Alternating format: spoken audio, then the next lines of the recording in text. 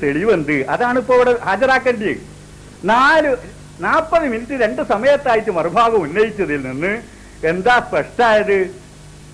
കള്ളനബിമാരെ പിന്തുടർന്ന ശിക്ഷയുണ്ടോ ഇല്ലയോ? ഇയാൾ നബിയാണെന്ന് വല്ല തെളിവ് ഹാജരാക്കിയോ?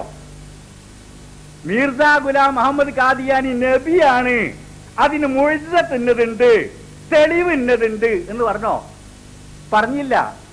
40 മിനിറ്റും പറഞ്ഞില്ല, ചോദ്യത്തിലും പറഞ്ഞില്ല, ചോദ്യത്തിന്റെ മറുപടിയിലും പറഞ്ഞില്ല. പറയുന്നത് ആകെയില് കള്ളപ്രവാചകനെ പിന്തുടർന്നാൽ ആപത്തുണ്ടോ ഇല്ലയോ എന്നാണ്. കള്ള അള്ളാഹുവിനെ പിന്തുടർന്നാൽ ആപത്തുണ്ടോ ഇല്ലയോ? അതൊരു ചോദ്യമാണല്ലോ. ഖുർആനിലുണ്ടോ ഒരു കള്ള അള്ളാഹുവിനെ? ഇവിടെ ഉണ്ടല്ലോ കൊട്ടപുറത്തിയൊക്കെ ഒരു കള്ള അള്ളാഹു. പിന്നെ ഇദ്ദേഹത്തിന്റെ വാദം കള്ള നബിമാരെ വന്നാൽ അദ്ദേഹത്തെ അള്ളാഹു കൊന്നുകളയുന്ന.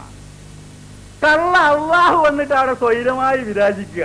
ലോകത്തൊരു ഞാൻ അള്ളയാണെന്ന് പറഞ്ഞവനെ അള്ളാഹ് ശിക്ഷിക്കുകയില്ല എന്നും ഞാൻ നബിയാണെന്ന് പറഞ്ഞാൽ അപ്പം നെക്കി കൊല്ലും എന്നുമാണോ ഇദ്ദേഹം വിവക്ഷിക്കുന്നത്? സാമാന്യ ബുദ്ധിക്ക് യോജിക്കണല്ലോ ഇത്. ബുദ്ധിയുള്ള മനുഷ്യന്മാരോടാണല്ലോ പറയുന്നത്. അപ്പൊ ബുദ്ധി നമ്മളെ പ്രമാണമാണ്. ഇവിടുത്തെ എഴുതി വെച്ച നിബന്ധനയിൽ ബുദ്ധി പ്രമാണമാണ് ഇല്ലേ? പറഞ്ഞതാ? ഇവിടെ പറഞ്ഞു ബുദ്ധി പ്രമാണമാണ്.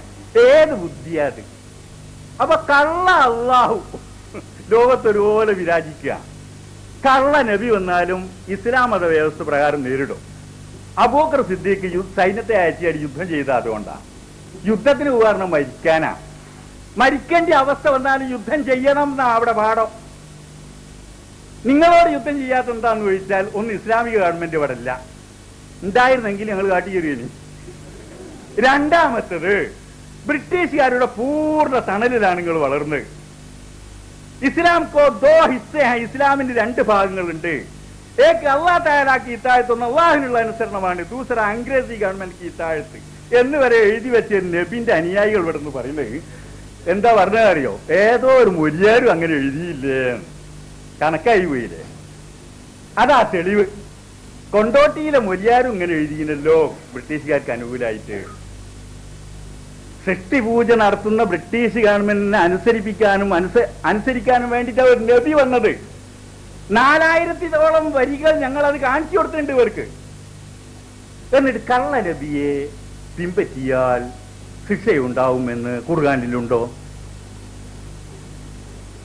കള്ള അള്ളാഹുവിനെ ഇടിച്ചാൽ ഉപദ്രവിക്കുന്ന ഖുർആനിലുണ്ടോ? ഇതൊക്കെ ചോദിക്കുന്നത് നിരർത്ഥമായ വാദാണ്.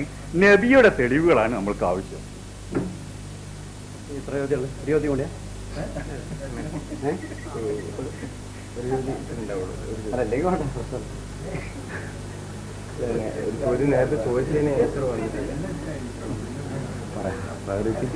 ഞാനിവിടെ ചോദിച്ച ചോദ്യത്തിന് ആൻസർ ഇല്ല എന്ന് വിശദീകരിച്ച് പറയേണ്ട ദുർഗതി വന്നതുകൊണ്ട് മനസ്സിലായി.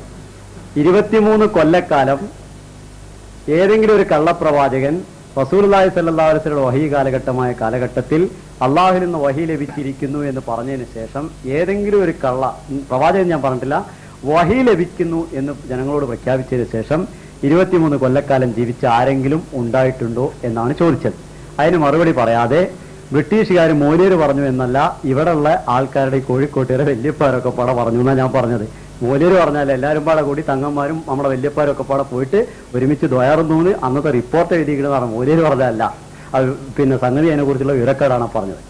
ഇനി പറയാനുള്ളത്, അത് ഒരു ചോദ്യം എപ്പോഴും ആവർത്തിക്കുന്ന അതേ ചോദ്യം തന്നെ. അതേ സമയത്ത് പിന്നെ പറഞ്ഞതിൻ്റെ ഒരു കാര്യം ഞാൻ അതിന് സൂചിപ്പിക്കുന്നു. കള്ളപ്രവാചകനെ വിശ്വസിച്ചാൽ ശിക്ഷയില്ലാത്തതുകൊണ്ടല്ല ഞങ്ങൾ വിശ്വസിക്കുന്നത്. കള്ളപ്രവാചകനാണെങ്കിൽ അവ അള്ളാഹ് ഏറ്റെടുത്തിരിക്കുന്നു എന്ന് നിങ്ങൾ മനസ്സിലാക്കാൻ വേണ്ടിയാണ് ഇത്രയും കാര്യങ്ങൾ ചോദിച്ചത്.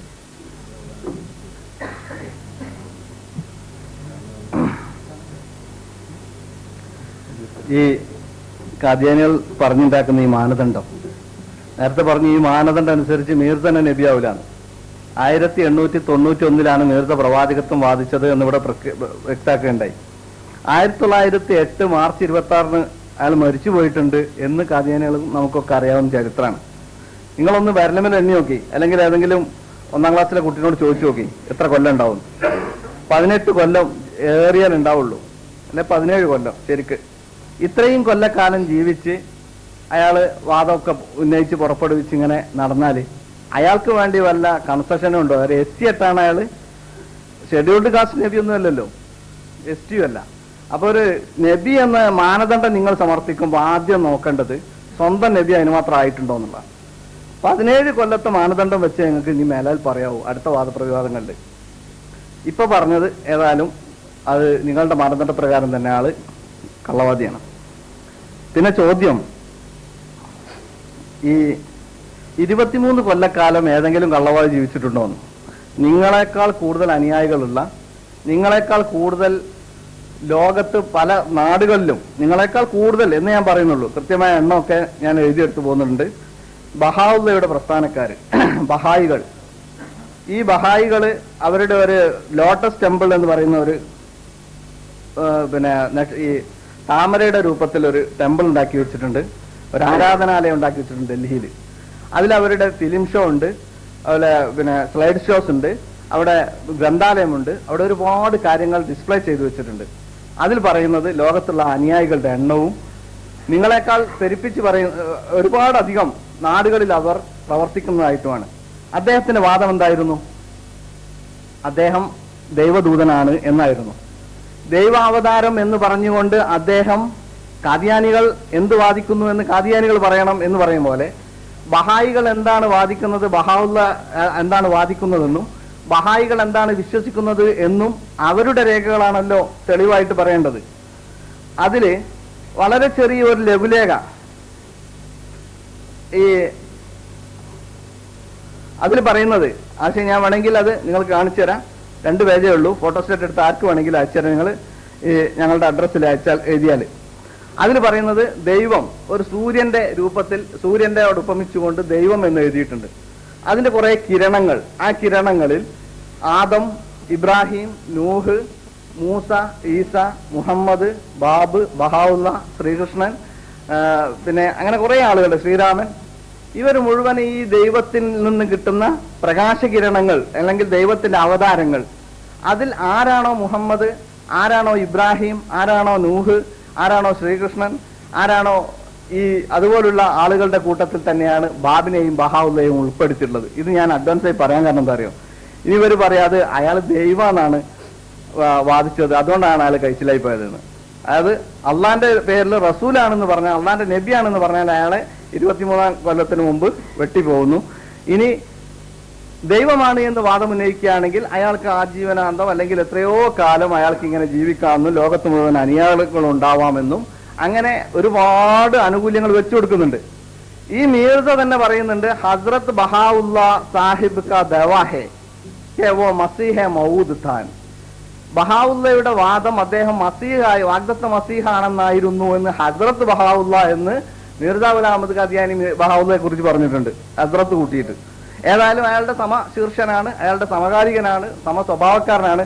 പക്ഷെ ഇയാൾ അത്ര വിഡിത്തം ചെയ്തില്ല. അയാൾ പറഞ്ഞത് മുസ്ലിങ്ങളെ മാത്രമല്ല എനിക്ക് വേണ്ടത്, എല്ലാ ജാതിക്കാരെയും വേണമെന്ന് പറഞ്ഞുകൊണ്ട് അയാൾ ദൈവത്തിന്റെ അവതാരമായി വിശ്വസിക്കുന്ന ആളുകളെ അയാൾ തന്റെ അനുയായിയായി സ്വീകരിക്കുകയാണ് ചെയ്തത്. ഒരു കാര്യം ഉറപ്പായും പറയാം, ബഹായികൾ നമ്മുടെ കേരളത്തിൽ തന്നെ ഒരുപാട് ഓഫീസുകളിലുണ്ട്.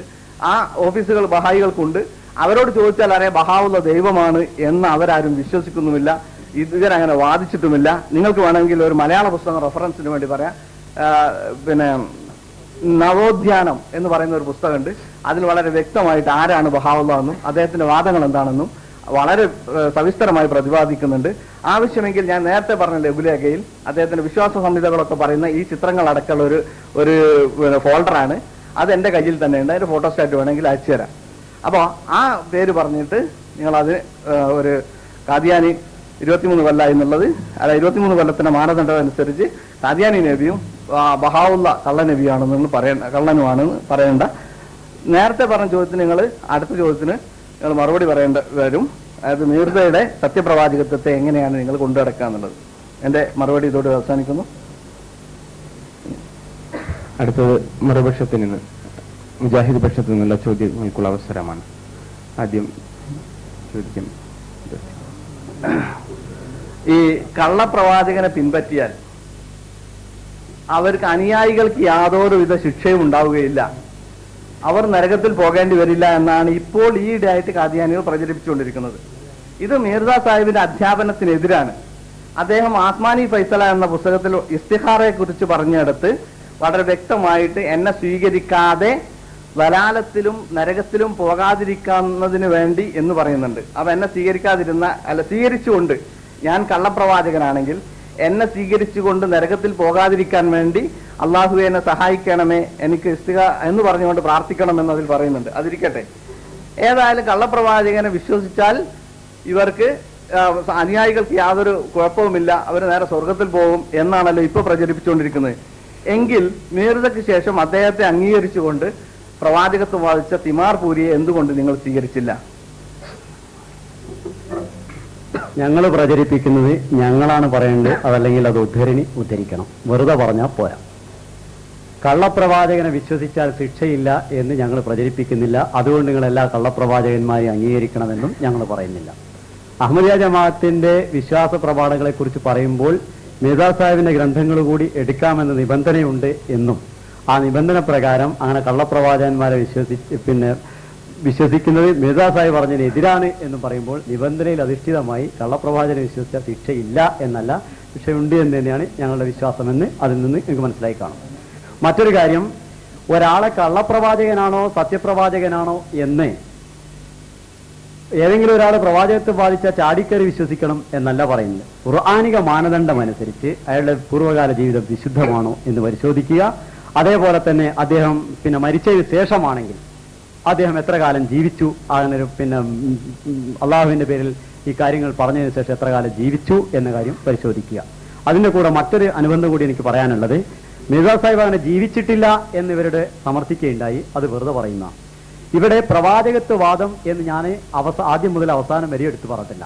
അള്ളാഹുവിന്റെ പേരിൽ ഇൽഹാമുകളുണ്ട്, വഹികളുണ്ട്, അള്ളാഹു എന്നെ അറിയിക്കുന്നു, ദിവ്യബോധനം നൽകുന്നു എന്ന് ജനങ്ങളോട് പറഞ്ഞാൽ ലൗ തഖവ്വല എന്നാണ് പറഞ്ഞത്, ലൗ തനബ്ബഅ എന്നല്ല. ഞാൻ നുബുവത്ത് വാദിച്ചാൽ എന്നല്ല പറഞ്ഞത്, എന്തെങ്കിലും വചനങ്ങൾ അള്ളാഹുവിന്റെ പേരിൽ കെട്ടിപ്പറഞ്ഞാൽ എന്നാണ്. അതിനെ നുബുവത്താക്കി സ്വയം ചിത്രീകരിച്ച് നുബുവത്തിന്റെ കാലം ഇത്ര കാലാണ് എന്ന് പറഞ്ഞ് അത് വചനങ്ങളാണ് എന്നുള്ളത് വ്യക്തമായി മനസ്സിലാക്കാത്തതുകൊണ്ടല്ല, അതൊരു തന്ത്രമാണ് പ്രയോഗിക്കുന്നത്. ഇതനുസരിച്ച് അദ്ദേഹം തന്റെ ഈ വചനങ്ങൾ കേൾപ്പിച്ചത് 1984 കേൾപ്പിച്ചു എന്ന് 1884 കേൾപ്പിച്ചു എന്ന് മുജാഹിദ് പ്രസിദ്ധീകരിക്കുന്ന പുസ്തകമെടുക്കുകയും അദ്ദേഹം മരിച്ചത് 908 മുജാഹിദ് പ്രസിദ്ധീകരിച്ചിട്ടുള്ള പുസ്തകത്തിൽ നിന്ന് തെളിവ് നൽകുകയും ചെയ്തിട്ടുണ്ടായിരുന്നു. അതല്ല നുബുവത്ത് വാദത്തെ സംബന്ധിച്ചല്ല. അതേപോലെ തന്നെ ബഹാഉള്ള നുബുവത്ത് വാദിയാണ് എന്ന് പറയുന്നതും തെറ്റാണ്. കാരണം ബഹാഉള്ള നുബുവത്ത് വാദിയാണെന്ന് അനുയായികൾ പറയലല്ല.